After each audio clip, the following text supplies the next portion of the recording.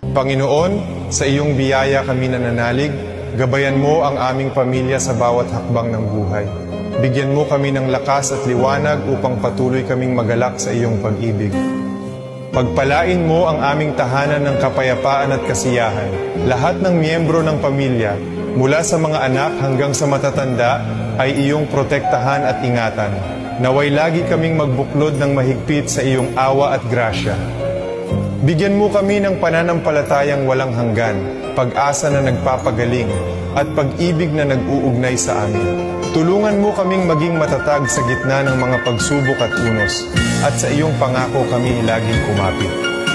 Naway maging mabuti at totoo ang aming mga salita.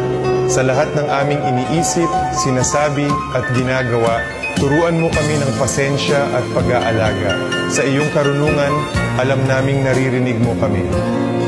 Salamat, Panginoon, para sa aming mahal na pamilya. Salamat sa iyong presensya na laging kasama namin. Gabayan mo kami, yakapin at pag-isahin upang sa iyong mga kamay ay matatagpuan namin ang aming kaluluwa. Amen.